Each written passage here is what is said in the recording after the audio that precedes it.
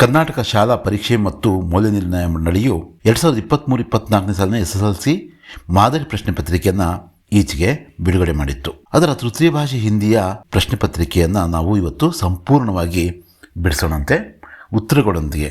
ಅಂದರೆ ಅನುವಾದ ಇರ್ಬೋದು, ಪತ್ರ ಇರ್ಬೋದು, ನಿಬಂಧ ಇರ್ಬೋದು, ಇವೆಲ್ಲವುಗಳ ಉತ್ತರಗಳನ್ನು ನಾವು ಈ ಒಂದು ವಿಡಿಯೋದಲ್ಲಿ ಚರ್ಚೆ ಮಾಡೋಣಂತೆ. ಮೊದಲನೆಯ ಮೇಲ್ ನಾವು ನೋಡೋದಾದರೆ, निम्नलिखित प्रश्नों के 4 विकल्प सुझाए गए हैं. उनमें से सर्वाधिक उचित विकल्प चुनकर उसके संकेताक्षर सहित पूर्ण रूप से लिखिए. ಏನು ಕೇಳಿದರೆ, ಇಲ್ಲಿ 4 ಆಪ್ಷನ್ಗಳನ್ನು ಕೊಟ್ಟಿದ್ದಾರೆ. ಅದರಲ್ಲಿ ಅತ್ಯಂತ ಉಚಿತವಾದಂತಹ, ಅತ್ಯಂತ ಸರಿಯಾದಂತಹ ಒಂದು ವಿಕಲ್ಪವನ್ನು ನಾವು ಗುರುತಿಸಿ ಅದನ್ನು ಸಂಕೇತಾಕ್ಷರ ಅಂದರೆ ABCD ಅಂತ ಏನಿರುತ್ತೋ ಅದರ ಸಮೇತ ನಾವು ಉತ್ತರವನ್ನು ಬರೀಬಹುದು. ಆ ಥರದ 8 ವ್ಯಾಕರಣ ಸಂಬಂಧಪಟ್ಟಂತಹ ಪ್ರಶ್ನೆಗಳು ಇಲ್ಲಿದ್ದಾವೆ. ಮೊದಲನೆಯ ಪ್ರಶ್ನೆಯನ್ನು ನಾವು ನೋಡೋದಾದರೆ, आदमी शब्द का स्त्रीलिंग रूप है. आदमी शब्द का स्त्रीलिंग रूप कौन सा है? औरत. औरत सही उत्तर होगा. ಇದು औरत है. देखो ಇಲ್ಲಿ ಬರೆದಿದ್ದೀವಲ್ಲ, ಈ ರೀತಿ ನಾವು ಬರೀಬೇಕು. ಇನ್ನು ಎರಡನೆಯ ಪ್ರಶ್ನೆ ಅತ್ತ ನಾವು ಗಮನಿಸೋದಾದರೆ, वरदान शब्द का विलोम रूप शब्द है. ऑपोजिट वर्ड वरदान अभिशाप. ये अभिशाप सही उत्तर होगा. ये अभिशाप ಸರಿಯಾದ ಉತ್ತರ. ಮೂರನೆಯ ಪ್ರಶ್ನೆಗೆ ಉತ್ತರ, समानाधिकार शब्द में संधि है. कौन सी संधि है? दीर्घ संधि. समान प्लस अधिकार समानाधिकार. दीर्घ संधि सही उत्तर होगा. वैसे ही चौथा प्रश्न, निम्नलिखित में से बहुवचन शब्द है.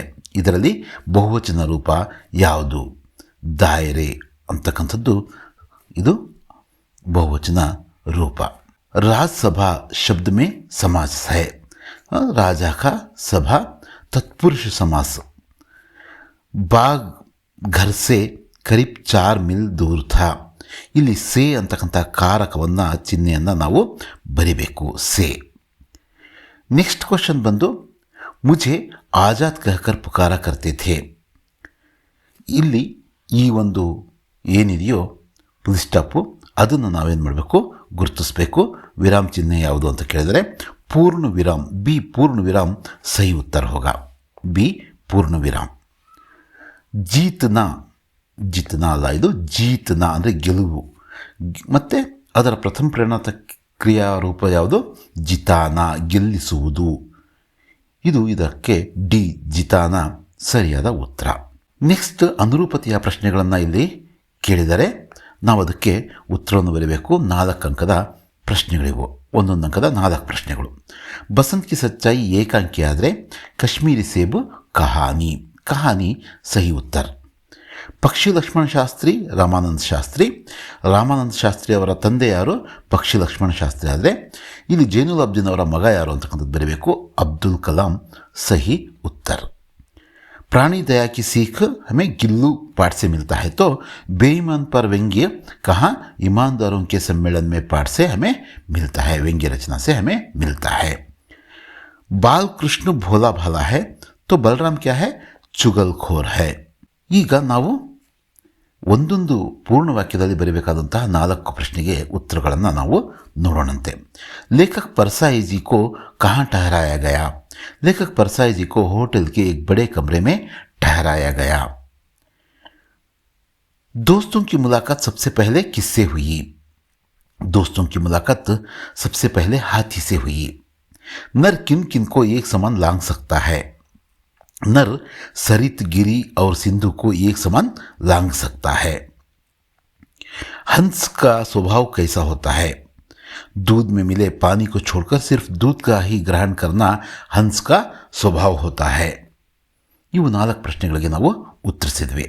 ನೆಕ್ಸ್ಟ್ 2 ಅಂಕದ ಒಟ್ಟು 8 ಪ್ರಶ್ನೆಗಳನ್ನು ಕೇಳಿದರೆ 16 ಅಂಕಗಳಿಗೆ. ಅದರಲ್ಲಿ 17ನೆಯ ಪ್ರಶ್ನೆನ ನಾವು ನೋಡೋಣಂತೆ. ಒಟ್ಟು 8 ಪ್ರಶ್ನೆಗಳಿಗೆ ನಾವು ಈ ರೀತಿ 2 ವಾಕ್ಯದಲ್ಲಿ ಉತ್ತರಿಸ್ತಾ ಹೋಗ್ತೀವಿ. ಪ್ರೇಮಚಂದ್ अपने अनुभव प्रकट करते हुए पाठकों को कैसे सचेत करते हैं?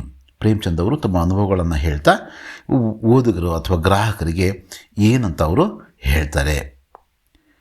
प्रेमचंद अपने अनुभव प्रकट करते हुए पाठकों को सचेत करते हैं कि अगर खरीदारी करते समय सावधानी नहीं बरते तो धोखा खाने की संभावना होती है. ಇದು ಇದಕ್ಕೆ ಉತ್ತರ.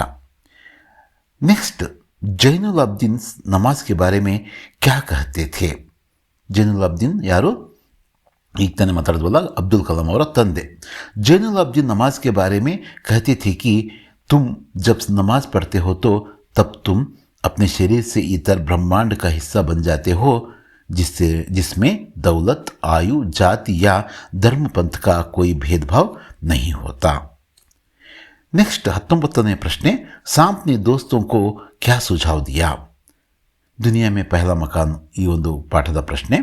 ಹಾವು ಗೆಳೆಯರಿಗೆ ಯಾವ ಸಲಹೆಯನ್ನು, ಸುझाव ಅಂದರೆ ಒಂದು ಸಲಹೆಯನ್ನು ಕೊಡ್ತು ಅಂತ.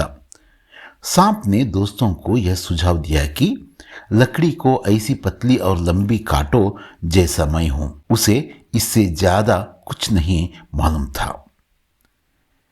नेक्स्ट 20वें प्रश्न, गांव को आदर्श गांव कैसे बनाया जा सकता है? गांव को आदर्श गांव बनाने के लिए उसे स्वच्छ और सुंदर बनाना होगा. गांव में कूड़ा फेंकने के लिए एक निश्चित स्थान हो. गांव के सारे गड्ढों को मिट्टी से ढांपना चाहिए. गांव में जगह जगह पर फलों तथा दूसरे पेड़ लगाना चाहिए. 21ನೇ ಪ್ರಶ್ನೆ ಬಗ್ಗೆ ನಾವು ಮಾತಾಡೋದಾದರೆ, वैज्ञानिक युग में दिनकर जी मानव का विश्लेषण कैसे करते हैं? वैज्ञानिक युग में दिनकर जी मानव का विश्लेषण इस प्रकार करते हैं. इस वैज्ञानिक युग में यह जितना भी भौतिक प्रगति प्राप्त कर ले, यह इसका उसका श्रेय नहीं है. मतलब मानव का श्रेय नहीं है, उसका सही श्रेय यही है कि वह मनुष्य के मन पर जीत प्राप्त करें तथा मानव से मानव के बीच का जो रुकावटें हैं, द्वेष दूरियां हैं, उन्हें मिटाने की कोशिश करें. 22ನೇ ಪ್ರಶ್ನೆ, ಸೂರ್ದಾಸ್ ಅವರು ಬರೆದಿರ್ತಕ್ಕಂತಹ ಸೂರ್ಶ್ಯಾಮ್ ಪದ್ಯದ ಒಂದು ಪ್ರಶ್ನೆ. बालकृष्ण अपनी माता से क्या क्या शिकायतें करता है? बालकृष्ण अपनी माता से यह शिकायत करता है कि बलराम मुझे काला कहकर पुकारता है, मुझे मोल लिया गया है ऐसा कहता है. यह सब ग्वाल मित्र मेरे ऊपर चुटकी दे देकर हंसते हैं. बलराम ने उन्हें ऐसा करना सिखाया है. शनि के उपग्रह टाइटन के बारे में आप क्या जानते हैं? स्पष्ट कीजिए. ಇದು ಶನಿ सबसे सुंदर ग्रह ಈ ಒಂದು ಪಾಠದ ಪ್ರಶ್ನೆ. ಟೈಟನ್ ಬಗ್ಗೆ ನಾವು ಬರೀಬೇಕು. ಶನಿ ಗ್ರಹ ಸೌರಮಂಡಲ का ಅತ್ಯಂತ ಸುಂದರ ಗ್ರಹ है, क्यों? ಕಾರಣ दीजिए. ಇವೆರಡು ಪ್ರಶ್ನೆಗಳಲ್ಲಿ ಒಂದನ್ನು ನಾವೇನು ಮಾಡಬೇಕು? ಉತ್ತರವನ್ನಾಗಿ ಬರೀಬೇಕು. ಮೊದಲನೇ ಪ್ರಶ್ನೆ ಏನಿತ್ತು? ಟೈಟನ್ ಬಗ್ಗೆ ಇತ್ತಲ್ವಾ. ಟೈಟನ್ शनि ग्रह का सबसे बड़ा उपग्रह है. वह सौरमंडल का सर्वाधिक महत्वपूर्ण और दिलचस्प उपग्रह है. यह हमारे चंद्र से काफ़ी बड़ा है. इसका व्यास 5150 किलोमीटर है. इसकी सतह पर अंतरिक्ष यान को उतारा जा सकता है. मतलब शनि ग्रह के ऊपर नहीं उतारा जा सकता है. ಈಗ ಅಥವಾ ಇನ್ನೊಂದು ಪ್ರಶ್ನೆ ಕೇಳಿದಾರಲ್ಲ, ಅದಕ್ಕೆ ಉತ್ತರವನ್ನು ನಾವು ನೋಡೋದಾದರೆ, शनि ग्रह सूर्य से पृथ्वी की अपेक्षा करीब 10 गुना अधिक दूर होने से बहुत कम सूर्य ताप शनि ग्रह तक ಪਹੁಂಚ್ತಾ है. ಅಂದರೆ ಇದು ತುಂಬ ದೂರ ಇರೋದ್ರಿಂದ ಶನಿ ಗ್ರಹ ಸೂರ್ಯನಿಂದ ಅಲ್ಲಿಗೆ ಸೂರ್ಯನ ಶಾಖ ಅಥವಾ ಮತ್ತು ಬೆಳಕು ಎರಡೂ ಕೂಡ ತುಂಬ ಕಡಿಮೆ ತಲುಪ್ತವೆ. पृथ्वी का मात्र 1/4 हिस्सा, इसके वायुमंडल का तापमान 0 से नीचे 150 डिग्री सेल्सियस के आसपास होता है. इसलिए शनि ग्रह सौरमंडल का अत्यंत ठंडा ग्रह है, अत्यंत तन्ननीय ग्रह. नेक्स्ट प्रश्न क्या है? सत्य की शक्ति के बारे में गांधी जी का कथन क्या है? ಹಾಗೆಯೇ ಇನ್ನೊಂದು ಅದಕ್ಕೆ ಬದಲಾಗಿ ನಾವು ಈ ಪ್ರಶ್ನೆಗೂ ಕೂಡ ಉತ್ತರಿಸಬಹುದು. ಯಾವುದು? सत्य के बारे में जॉन मैन्सफील्ड की धारणा क्या है? स्पष्ट कीजिए. सत्य की शक्ति के बारे में महात्मा गांधी जी का कथन है कि सत्य एक विशाल वृक्ष है, उसका जितना आदर करते हैं उतने ही फल उसमें लगते हैं, उनका अंत कभी नहीं होता. ಗಾಂಧೀಜಿಯವರು ಸತ್ಯವನ್ನು ಒಂದು ವೃಕ್ಷಕ್ಕೆ, ವಿಶಾಲವಾದಂಥ ಒಂದು ಮರಕ್ಕೆ ಅವರೇನು ಮಾಡಿದ್ದಾರೆ? ಹೋಲಿಕೆ ಮಾಡಿದ್ದಾರೆ. ನಾವು ಆ ಮರವನ್ನು ಅಥವಾ ಆ ಸತ್ಯವನ್ನು ಎಷ್ಟು ಗೌರವಿಸ್ತೀವೋ ಅಷ್ಟು ನಾವು ಫಲಗಳನ್ನು ನಾವು ತಗೋಬೋದು. ಮತ್ತು ಅದಕ್ಕೆ ಯಾವತ್ತೂ ಕೊನೆ ಇಲ್ಲ. ಸತ್ಯ ಅಷ್ಟೊಂದು ಒಳ್ಳೆಯದು ಅಂತ ಹೇಳಿದ್ದಾರೆ. ಅಥವಾ ಇನ್ನೊಂದು ಪ್ರಶ್ನೆ, ಮೆನ್ಸ್ಫೀಲ್ಡ್ ಅವರು ಏನು ಸತ್ಯದ ಬಗ್ಗೆ ಹೇಳಿದ್ದಾರೆ ಅದನ್ನು ಕೂಡ ನಾವು ನೋಡೋಣ. ಅಂತೆ ಸತ್ಯ के बारे में जॉन मैन्सफील्ड की धारणा है कि ಸತ್ಯ ಕಿ ನಾವ್ ಸೆ ಹಿ ಹಮ್ ಭವಸಾಗರ ಕಾ ಸಂತರಣ ಕರ್ ಸಕ್ತೆ ಹೇ. ನಾವು ಸತ್ಯವನ್ನು ಆಶ್ರಯವಾಗಿ ಇಟ್ಕೊಂಡೇ ನಾವೇನು ಮಾಡ್ತೀವಿ, ನಾವು ಈ ಜೀವನವನ್ನು ಒಂದು ಭವಸಾಗರ ಅಂತೇಳ್ಬಿಟ್ಟು ಕರಿತೀವಿ. ಇದನ್ನು ನಾವು ದಾಟಬೇಕಂದ್ರೆ ಸತ್ಯದ ಹೆಸರಿನ ಒಂದು ಹಡಗನ್ನು ಅಥವಾ ದೋಣಿಯನ್ನು ನಾವು ಆಶ್ರಯವನ್ನು ಪಡಿಬೇಕಾಗುತ್ತೆ. ಸತ್ಯ ವಹ ಚಿಂಗಾರಿ ಹೇ ಜಿಸ್ಸೆ ಅಸತ್ಯ ಪಲ್ ಭರ್ ಮೇ ಭಸ್ಮ ಹೋ ಜಾತಾ ಹೇ. ಸತ್ಯ ಒಂದು ಚಿಂಗಾರಿ ಇದ್ದಂಗೆ, ಅಂದರೆ ಒಂದು ಕಿಡಿ ಇದ್ದ ಹಾಗೆ. ಅದರಿಂದ ನಾವು ಏನು ಸುಳ್ಳು ಅಂತಕ್ಕಂಥ ಒಂದು ಏನು ಇರುತ್ತೋ ಅದು ಒಂದು ಕ್ಷಣದಲ್ಲಿ ಭಸ್ಮ ಆಗಿ ಹೋಗುತ್ತೆ. ಅತಃ ಹಮೇ ಹರ್ ಸ್ಥಿತಿ ಮೇ ಸತ್ಯ ಬೋಲ್ನೆ ಅವರು ಪಾಲನ್ ಕರ್ನೆ ಕಾ ಅಭ್ಯಾಸ ಕರ್ನಾ ಚಾಹಿಯೆ. ಹಾಗಾಗಿ ನಾವೇನು ಮಾಡಬೇಕು, ಯಾವುದೇ ಸ್ಥಿತಿಯಲ್ಲಿ ಸತ್ಯವನ್ನು ಹೇಳುವ ಮತ್ತು ಅದನ್ನು ಪಾಲಿಸುವ ಅಭ್ಯಾಸವನ್ನು ಮಾಡ್ಕೋಬೇಕು. 3 ಅಂಕದ 9 ಪ್ರಶ್ನೆಗಳನ್ನು 27 ಅಂಕಗಳಿಗೆ ನಾವೇನು ಮಾಡ್ತಿದ್ದೀವಿ, ಅವನ್ನು ಗುರುತಿಸಿ ಬರಿತಾ ಇದ್ದೀವಿ. ನಿಮ್ನಲಿಖಿತ ಪ್ರಶ್ನೆಗೆ ಉತ್ತರ 3-4 ವಾಕ್ಯ ಲಿಖೆ. 3 ಅಥವಾ 4 ವಾಕ್ಯದಲ್ಲಿ ನಾವೇನು ಮಾಡಬೇಕು, ಇವುಗಳಿಗೆ ಉತ್ತರಿಸಬಹುದು. ಮೊದಲ ಪ್ರಶ್ನೆ, ಗಿಲ್ಲುಕ್ಕೆ ಅಂತಿಮ ದಿನೋಕ ವರ್ಣನ್ ಕೀಜಿಯೇ. ಈ ಥರದ ಪ್ರಶ್ನೆ ಕೇಳಲ್ಲ, ಈ ಹಿಂದೆ ಕೂಡ ನಾವು ಮಾತಾಡಿದ್ವಿ. ಸರಿ, ಇಲ್ಲಿ ಒಂದು ಮಾಡೆಲ್ ಪೇಪರ್ ಆಗಿರೋದ್ರಿಂದ ಇಲ್ಲಿ ಕೇಳಿದರೆ ನಾವು ಅದನ್ನು ಬರಿತಿದ್ದೀವಿ. ಗಿಲ್ ಹರಿಯೋಂಕೆ ಜೀವನ್ ಅವಧಿ 2 ವರ್ಷ ಕಿ ಹೋತಿ ಹೈ. अतः गिल्लू की जीवन यात्रा का अंत आ ही गया. दिन भर गिल्लू ना कुछ खाया ना बाहर गया. पंजे इतने ठंडे हो रहे थे कि लेखिका ने हीटर जलाया और उसे उष्णता देने का प्रयत्न किया, परंतु सुबह की प्रथम किरण के साथ वह चिर निद्रा में सो गया. नेक्स्ट, बसंत ईमानदार लड़का है, कैसे स्पष्ट कीजिए. ನಾವು ಬಸಂತ್ ಕಿ ಸಚ್ಚಾಯಿಯಿಂದ ಒಟ್ಟು 3 ಪ್ರಶ್ನೆಗಳಿದ್ದಾವೆ, ಲಾಂಗ್ ಆನ್ಸರ್ಸು. 3 ನೋಡಿಕೊಂಡ್ರೆ ಬೆಟ್ರು. ಒಂದು, ಬಸಂತ್ನ ಹೇಗೆ ಆತ ಪ್ರಾಮಾಣಿಕ ಅಂತಕ್ಕಂಥದ್ದು. 2ನೇದು ಯಾವುದು, ರಾಜ್ ಕಿಶೋರ್ ಅವರ ಮಾನವೀಯತೆಯ ಕುರಿತು. 3ನೇಯ ಇನ್ನೊಂದು ಪ್ರಶ್ನೆಗೂ ಕೂಡ ನಾವು उत्तरिसಬೇಕು. बसंत एक ईमानदार लड़का है क्योंकि वह छलनी, बटन और दिया सलाई बेच कर मेहनत करके अपना और अपने भाई का पेट पालता है. छलनी बेचे बिना पैसे लेना वह भीख समझता है. घायल स्थिति में भी वह होश आने पर पंडित राजकिशोर के पैसे अपने भाई प्रताप के हाथों लौटाता है. जब पंडित राजकिशोर चिकित्सा के लिए अस्पताल जाने लगते हैं तो कहता है कि मैं गरीब हूँ, इतने पैसे मेरे पास नहीं है. इससे हम यह कह सकते हैं कि बसंत एक ईमानदार लड़का है. सोशल नेटवर्किंग एक क्रांतिकारी खोज है, कैसे समझाइए. ಇಂಟರ್ನೆಟ್ ಕ್ರಾಂತಿ ಪಾಠದಿಂದ ಕೇಳಿರ್ತಕ್ಕಂತಹ ಸೋಷಲ್ ನೆಟ್ವರ್ಕಿಂಗ್ಗೆ ಸಂಬಂಧಪಟ್ಟಂತಹ ಪ್ರಶ್ನೆ ಇದು. सोशल नेटवर्किंग एक क्रांतिकारी खोज है जिसने दुनिया भर के लोगों को एक जगह ला खड़ा कर दिया है.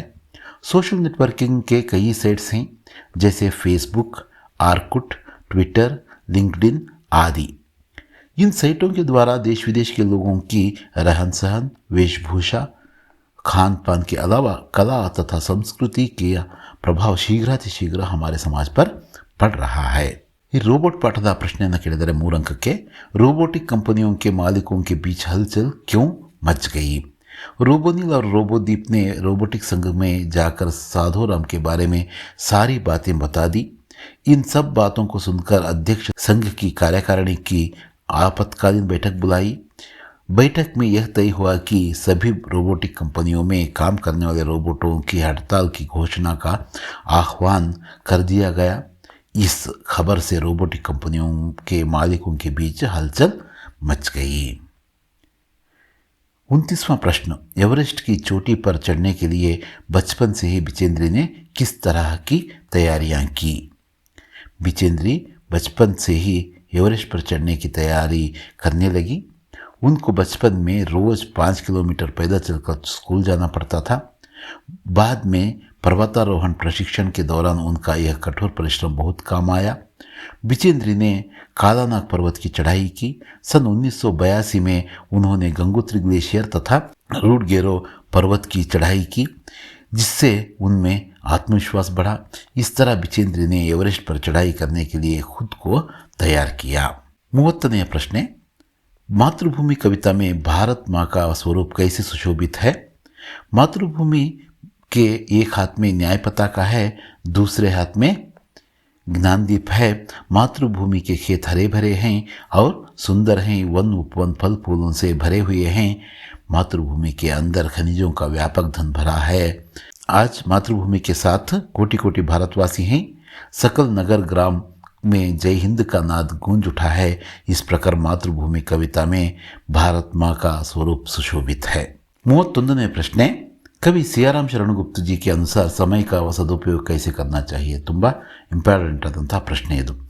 समय अनमोल है और बहुत उपयोगी है। समय को जो अपना सच्चा साथी बना लेगा वह अपने काम में सफल होगा। इसलिए काम करने का जो अवसर प्राप्त होता है उसे व्यर्थ जाने नहीं देना चाहिए। ऐसा समय फिर कभी नहीं मिलेगा। समय खोकर आगे बहुत पछताना पड़ेगा। अतः कवि सियाराम शरणगुप्त जी के अनुसार समय का सदुपयोग करना चाहिए। 32ನೇ ಪ್ರಶ್ನೆಯನ್ನು ನೋಡೋದಾದರೆ ಇಲ್ಲಿ ತುಳಸಿಕೆ ದೋಹೆಯ ಒಂದು ದೋಹಾ ಕೊಟ್ಟು ಭಾವಾರ್ಥವನ್ನು ಕೇಳ್ತಿದ್ದಾರೆ। राम नाम मनि दीप धरूं जीह देहरी द्वार तुलसी भीतर बाहिरो जो चाहसी उजियार। प्रस्तुत पंक्तियों को तुलसीदास जी द्वारा रचित तुलसी के दोहे से लिया गया है। ಇದು ಎಲ್ಲ दोहेಗಳಿಗೂ ಕೂಡ ಈ ಮೊದಲನೇ एज इट इज़ बरीಬೇಕು। प्रस्तुत दोहे में तुलसीदास जी कहते हैं कि जिस तरह देहरी पर दिया रखने से घर के भीतर और आंगन में प्रकाश फैलता है, उसी प्रकार राम नाम जपने से मानव की आंतरिक और बाह्य शुद्धि होती है। नेक्स्ट 33ನೇ ಪ್ರಶ್ನೆ, गद्यांश का अनुवाद कन्नड़ या अंग्रेजी में कीजिए। शनि हमारे सौरमंडल का अद्भुत ग्रह है। शनि ನಮ್ಮ ಸೌರಮಂಡಲದ ಒಂದು ಅದ್ಭುತ ಗ್ರಹವಾಗಿದೆ। किसी ग्रह को शुभ या अशुभ समझने का कोई भौतिक कारण नहीं है। ಯಾವುದೇ ಗ್ರಹವನ್ನು ಶುಭ ಅಥವಾ ಮತ್ತು ಅಶುಭ ಎಂದು ತಿಳಿಯಲು ಯಾವುದೇ ಭೌತಿಕ ಕಾರಣಗಳಿಲ್ಲ। ಸೌರಮಂಡಲಕ್ಕೆ ಸಾರೆ ಗ್ರಹೋं में ಶನಿ ಸುಂದರ ಗ್ರಹ है। ಸೌರಮಂಡಲದ ಎಲ್ಲ ಗ್ರಹಗಳಲ್ಲಿ ಶನಿಯು ಅತ್ಯಂತ ಸುಂದರ ಗ್ರಹವಾಗಿದೆ ಅಂತ ನಾವೆಲ್ಲ ಬರೀಬಹುದು। ನೆಕ್ಸ್ಟ್ 6ನೇ ಮೇನು 4 ಅಂಕದ 2 ಪ್ರಶ್ನೆಗಳಿದ್ದಾವೆ। 5-6 ವಾಕ್ಯದಲ್ಲಿ ನಾವೇನು ಮಾಡಬೇಕು, ಉತ್ತರಿಸಬೇಕು। कर्नाटक की शिल्पकला अनुपम है, कैसे वर्णन कीजिए। ಅಥವಾ कन्नड़ भाषा और संस्कृति को कर्नाटक के साहित्यकारों ने श्रीवृद्धि की है, कैसे ಅಂತಕ್ಕಂಥ ಕೇಳಿದ್ದಾರೆ। ಒಂದು ಸಾಹಿತ್ಯದ ಬಗ್ಗೆ ಕೇಳಿದ್ದಾರೆ, ಸಾಹಿತಿಗಳ ಬಗ್ಗೆ ಕೇಳಿದ್ದಾರೆ, ಮತ್ತು ಇನ್ನೊಂದು ಶಿಲ್ಪಕಲೆ ಬಗ್ಗೆ ಕೇಳಿದ್ದಾರೆ। ಇನ್ನೊಂದು ಏನು ಕೇಳ್ಬೋದು, ಇನ್ನೂ ಮುಖ್ಯವಾದ ಪ್ರಶ್ನೆಗಳಂದರೆ ಕರ್ನಾಟಕದ ಒಂದು ಪ್ರಕೃತಿ ಸೌಂದರ್ಯದ ಬಗ್ಗೆ ಇನ್ನೊಂದು ಪ್ರಶ್ನೆ ಕೇಳ್ಬೋದು, ಮತ್ತು ಬೆಂಗಳೂರಿನ ಬಗ್ಗೆ ಕೇಳಬಹುದು। ಇವೆಲ್ಲವೂ ಕೂಡ ಮುಖ್ಯವಾದ ಪ್ರಶ್ನೆಗಳನ್ನು ನಾವು ನೋಡ್ಕೋಬೇಕಾಗುತ್ತೆ। ತುಂಬ ಇಂಪಾರ್ಟೆಂಟ್ ಆದಂಥ ಲೆಸನ್ನು ಯಾವುದು, ಕರ್ನಾಟಕ ಸಂಪದ। कर्नाटक की शिल्पकला अनोखी है। बदामी, ऐहोळे, पट्टदकल्लु में जो मंदिर हैं उनकी शिल्पकला और वास्तुकला अद्भुत है। बेलूरू, हड़ेबीडू, सोमनाथपुर के मंदिरों में पत्थरों की जो मूर्तियां हैं सजीव लगती हैं। ये सुंदर मूर्तियां हमें रामायण महाभारत की कहानियां सुनाती हैं। श्रवणबेळगोळ में 57 फुट ऊंची गोमटेश्वर की एक शिला प्रतिमा है जो दुनिया को त्याग और शांति का संदेश दे रही है। ಇನ್ನೊಂದು ಪ್ರಶ್ನೆ ಕೇಳಿದ್ರಲ್ಲ ಸಾಹಿತಿಗಳ ಬಗ್ಗೆ, ಅದನ್ನು ನಾವು ಈ ರೀತಿ ಬರೀಬಹುದು। कर्नाटक के अनेक साहित्यकारों ने सारे संसार में कर्नाटक की कीर्ति फैलाई है। वचनकर बसवण्ण क्रांतिकारी सुधारक थे, समाज सुधारक थे। अक्का महादेवी, यल्लम प्रभु, सर्वज्ञ जैसे अनेक संतों ने अपने वचनों द्वारा प्रेम, दया और धर्म की सीख दी है। पुरंदरदास, कनकदास आदि भक्त कवियों ने भक्ति, नीति, सदाचार के गीत गाए हैं। पंपा, रन्ना, पोन्ना, कुमार व्यास, हरिहर, राघवांका आदि ने महान काव्यों की रचना की है। आधुनिक काल के साहित्यकार कुवेंपु, दरा बेंद्रे, शिवराम कारंत, मास्ती वेंकटेश अयंगर, विक्रु गोकाक, युआर अनंतमूर्ति, गिरीश कार्नाड और डॉक्टर चंद्रशेखर कंबार ज्ञानपीठ पुरस्कार से अलंकृत हैं। इन सारे साहित्यकारों ने मिलकर कन्नड़ साहित्य, कन्नड़ भाषा और संस्कृति की श्रीवृद्धि की है। ಈ ರೀತಿ ನಾವು ಸ್ಪಷ್ಟವಾಗಿ ಉತ್ತರಗಳನ್ನು ಬರೀಬೇಕು। ನೆಕ್ಸ್ಟ್ 35ನೇ ಪ್ರಶ್ನೆಯನ್ನು ಏನು ಕೇಳಿದ್ದಾರೆ ನೋಡ್ರಿ, ಇದು ಕಂಪಲ್ಸರಿ ಬರ್ತಕ್ಕಂಥದ್ದೇ, ನೀವು ಆಲ್ರೆಡಿ ಓದಿರ್ತೀರಾ, ನೋಡಿರ್ತೀರಾ। असफलता एक चुनौती है, इसे स्वीकार करो। क्या कमी रह गई देखो और सुधार करो। जब तक ना सफल हो नींद चैन को त्यागो तुम। संघर्ष का मैदान छोड़कर मत भागो तुम। ಸಾಧ್ಯವಾದರೆ ಕವಿಯ ಹೆಸರು ಕೂಡ ಅಲ್ಲಿ ಬರೀರಿ। ಇದು ಪ್ಯಾರಾಗ್ರಾಫ್ ಕೊಟ್ಟಿದ್ದಾರೆ। ಈ ಪ್ಯಾರಾಗ್ರಾಫ್ನ ಓದ್ಬಿಟ್ಟು ಇಲ್ಲೇ ಈ ಒಂದು ಪ್ರಶ್ನೆಗಳಿರ್ತವೆ, ಆ ಪ್ರಶ್ನೆಗಳಿಗೆ ನಾವೇನು ಮಾಡಬೇಕು, ತಕ್ಷಣ ಉತ್ತರವನ್ನು ಬರೀಬೇಕು। ಇದು ನಾನು ಇಲ್ಲಿ ಚರ್ಚೆ ಮಾಡ್ತಾ ಇದ್ದೆ, ಯಾಕಂದರೆ ನಾಳೆ ಇನ್ನೊಂದು ಯಾವುದೋ ಒಂದು ಬೇರೆ ಪ್ಯಾರಾಗ್ರಾಫ್ ಕೊಟ್ಟಿರ್ತಾರೆ। ಇಲ್ಲಿ 12 ಅಥವಾ 15 ವಾಕ್ಯಗಳಲ್ಲಿ ನಾವೇನು ಮಾಡಬೇಕು, ನಿಬಂಧ ಕೇಳಿದರೆ ಬರೀರಿ ಅಂತ। ಜನಸಂಖ್ಯಾಕಿ ಸಮಸ್ಯೆ ನಿಮ್ಮ ಪಾಠದ ಹಿಂದ್ಗಡೆ ಇದೆ, ನೀವು ಅದನ್ನು ಅಲ್ಲಿಂದ ನೋಡಿ ಈಸಿಯಾಗಿ ನೀವು ಅಭ್ಯಾಸ ಮಾಡಿ ಬರೀಬಹುದು। ಅದರಲ್ಲಿ ಒಂದನ್ನು ಕೇಳ್ತಾರೆ, ಮತ್ತು ಇಂಟರ್ನೆಟ್ ಸೆ ಲಾಭ, ನಿಮ್ಮ ಪಾಠಗಳಿಂದ ಯಾವುದಾದ್ರೂ ಒಂದು ನಿಬಂಧನ ಕೇಳಬಹುದು, ಪ್ರಸ್ತಾವನೆಯನ್ನು ಬರೀಬೇಕು, ಅರ್ಥ ಲಾಭ, ಇದು ಈ ಒಂದು ಪ್ರಶ್ನೆಗೆ ಉತ್ತರವನ್ನು ನಾವೀಗ ಬರೆಯೋಣಂತೆ. ಇನ್ನೊಂದು ಸಮಕಾಲೀನ ರಾಷ್ಟ್ರೀಯ ಭಾವೈಕ್ಯತೆ ಬಗ್ಗೆ ಕೇಳಿದರೆ ಅದನ್ನು ಕೂಡ ನಾವು ಇದು ಮಾಡೋಣಂತೆ. ಮೊದಲು ಇಂಟರ್ನೆಟ್ ಸೆ ಲಾಭ ಅಂತಕ್ಕಂಥದ್ದು ಏನಿದೆಯೋ ಅದರ ಒಂದು ಪ್ರಸ್ತಾವನೆಯನ್ನು ನಾವು ಇಲ್ಲಿ ನೋಡೋಣಂತೆ. प्रस्तावना। आज का युग इंटरनेट युग है। इसकी वजह से पूरे विश्व का विस्तार एक गांव सा हो गया है। इंसानी सोच का दायरा बढ़ गया है। इंसान के लिए खान पान जितना ज़रूरी है, इंटरनेट भी उतना ही आवश्यक है. ಪ್ರಸ್ತಾವನೆಯಲ್ಲಿ ನಾವೇನು ಮಾಡಿದ್ವಿ, ಇದು ತುಂಬ ಇಂಪಾರ್ಟೆಂಟು. ದಾಯರೆ ಅಂದರೆ ಪರಿಧಿ. ದಾಯರೆ ಅಂತಕ್ಕಂಥದ್ದು ಅಲ್ಲಿ 1 ಮಾರ್ಕ್ಸಿನ ಒಂದು ಇದರಲ್ಲೂ ಕೂಡ ಬಹುವಚನದ ಪದವನ್ನು ಕೇಳಿದರು, ಅಲ್ಲೂ ಕೂಡ ನಾವು ಬರೀಬೇಕಾಗಿತ್ತು. ದಾಯರ ಅಂದರೆ ಒಂದು ನಮ್ಮ ಪರಿಧಿ, ಗಡಿ ಅಂತ ಹೇಳ್ತೀವಲ್ಲ ಅದು. ಇದರ ಅರ್ಥವನ್ನು ನಾವು ನೋಡೋದಾದ್ರೆ इंटरनेट अनगिनत कंप्यूटरों के कई अंतर्जालों का एक दूसरे से संबंध स्थापित करने का जाल है. ಇದರಿಂದ ನಿಮಗೆ ಗೊತ್ತಿರ್ತಕ್ಕಂಥದ್ದೇ ಬಾಯ್ಪಾಠ ಆಗಿರ್ತಕ್ಕಂಥ ಒಂದು ಅರ್ಥ, ಮೀನಿಂಗು, ಡೆಫಿನೇಷನ್ ಸಹ. ಅದರ ಲಾಭವನ್ನು ನಾವು ನೋಡೋದಾದರೆ जीवन के हर क्षेत्र में इंटरनेट का बहुत बड़ा योगदान है. इसके द्वारा पल भर में बिना ज़्यादा खर्च किए कोई भी विचार हो, स्थिर चित्र हो, वीडियो चित्र हो, दुनिया के किसी भी कोने में भेजना मुमकिन हो गया है. इंटरनेट द्वारा हम घर बैठे बैठे ख़रीदारी कर सकते हैं, कोई भी बिल भर सकते हैं. इंटरनेट बैंकिंग द्वारा आप दुनिया के किसी भी जगह चाहे जितनी भी रकम अरे हण भेज सकते हैं. वीडियो कॉन्फ्रेंस द्वारा विभिन्न देशों के 8-10 प्रतिनिधियों के एक साथ एक कमरे में बैठकर विचार विनिमय कर सकते हैं. IT और ITES संस्थाओं से कई लोगों को रोज़गार मिला है. प्रशासन पारदर्शी बन सकता है किसका, इंटरनेट का उपयोग करके. इसके परिणाम को यहाँ दिया गया है. इंटरनेट की वजह से पायरेसी, बैंकिंग फ्रॉड, हैकिंग आदि बढ़ रही हैं. मुक्त वेबसाइट, चैटिंग आदि से युवा पीढ़ी ही नहीं, बच्चे भी इंटरनेट के कबंद बाहों के पाश में फंसे हुए हैं. इससे वक्त का दुरुपयोग होता है और बच्चे अनुपयुक्त अनावश्यक जानकारी हासिल कर रहे हैं. इसलिए हम लोगों को ಇಂಟರ್ನೆಟ್ ಸೇ ಸಚೇತ रहना भी चाहिए. ಇಂಟರ್ನೆಟ್ನಿಂದ ಲಾಭಗಳು ಹೇಗಿದಾವೋ ಅದರ ಪರಿಣಾಮಗಳು ಸ್ವಲ್ಪ ಕೆಟ್ಟ ಪರಿಣಾಮಗಳು ಇದ್ದಾವೆ, ಅವನ್ನಲ್ಲಿ ನಾವು ಪಟ್ಟಿ ಮಾಡಿದ್ದೀವಿ. ಹಾಗೆಯೇ ಕೊನೆಗೆ ನಿಷ್ಕರ್ಷೆಯಲ್ಲಿ ನಾವೇನು ಬರೀತಿದ್ದೀವಿ, ಉಪಸಂಹಾರದಲ್ಲಿ वैज्ञानिक आविष्कारों ने मानव जीवन को सुविधाजनक बनाया है. इंटरनेट से मानव की जीवन शैली, उसकी सोच में क्रांतिकारी परिवर्तन हुआ है. जीवन के हर क्षेत्र में इंटरनेट का बहुत बड़ा योगदान है. इंटरनेट वरदान है तो अभिशाप भी है. इंटरनेಟ್ ಒಂದು ಕಡೆ ವರದಾನ ಆದರೆ ಇನ್ನೊಂದು ಕಡೆ ಅಭಿಶಾಪ ಅಂತಕ್ಕಂಥದ್ದು ಕೂಡ ನಾವಿಲ್ಲಿ ಬರೆದು ಸ್ಪಷ್ಟಗೊಳಿಸ್ತಾ ಇದ್ದೀವಿ. ನೆಕ್ಸ್ಟ್ ನಾವೇನು ಮಾಡೋಣ, 9ನೇ ಕೊನೆಯ ಮೇನಿಗೆ ಬಂದು ತಲುಪಿದ್ದೀವಿ. 5 ಅಂಕದ ಒಂದೇ ಒಂದು ಪ್ರಶ್ನೆ ಇರ್ತಕ್ಕಂಥದ್ದು. ಇಲ್ಲಿ ಒಂದು ಏನು ಕೇಳಿದರೆ, ಪತ್ರವನ್ನು ನಿಮ್ಮ ತಂದೆ ಹೆಸರಲ್ಲಿ ಬರೀರಿ ನಿಮ್ಮ ಓದಿನ ಬಗ್ಗೆ ಅಂತ. ನಾವು ಕಾಮನ್ ಆಗಿ ಯಾವುದನ್ನು ಬರಿತೀವಿ, ಮೊದಲಿಂದ ಕೂಡ ಚುಟ್ಟಿ ಪತ್ರವನ್ನು ನಾವು ಹೆಚ್ಚಾಗಿ ಬರೆಯೋದ್ರಿಂದ ಈ ಚುಟ್ಟಿ ಪತ್ರವನ್ನು ನಾವು ಈ ರೀತಿ ಬರೀಬಹುದು.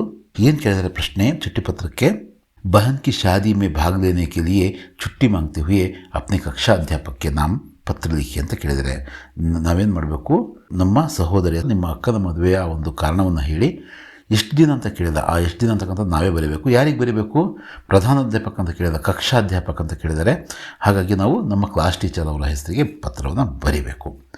ಇಲ್ಲಿ ನಮ್ಮ ಅಡ್ರೆಸ್ಸನ್ನು ನಾವು ಬರಿತೀವಿ, ಹೆಸರನ್ನು ಬರೆಯೋಗಿಲ್ಲ, ಆದ್ದರಿಂದ ನಾವೇನು ಮಾಡ್ತಾಯಿದ್ದೀವಿ, ಅಂತ ಬರೀತಾ ಇದ್ದೀವಿ.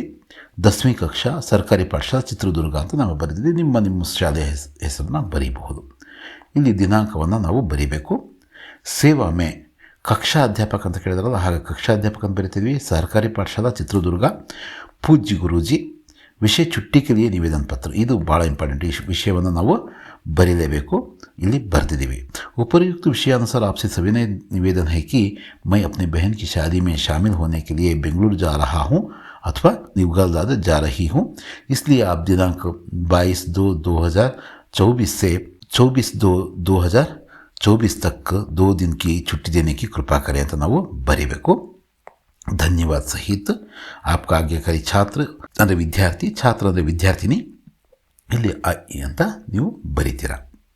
ಹೀಗೆ ನಾವು ಈ ಪತ್ರವನ್ನು ಬರೆದು ಈ ಒಂದು ಪೇಪರ್ನ ಅಷ್ಟು ಪ್ರಶ್ನೆಗಳಿಗೆ ನಾವು ಉತ್ತರಿಸಿದ ಹಾಗಾಯಿತು. ಇನ್ನೂ ಈ ರೀತಿಯ ಇನ್ನೊಂದಷ್ಟು ಮಾದರಿ ಪ್ರಶ್ನೆ ಪತ್ರಿಕೆಗಳನ್ನ ಇಲ್ಲಿ ನಾವು ಚರ್ಚೆ ಮಾಡಿದ್ದೀವಿ. ನೀವು ಅದನ್ನು ಕೂಡ ನೀವು ಇಲ್ಲಿ ನೋಡಬಹುದು. ಮತ್ತೆ ಮತ್ತೆ ಭೇಟಿಯಾಗೋಣ. ಧನ್ಯವಾದಗಳು.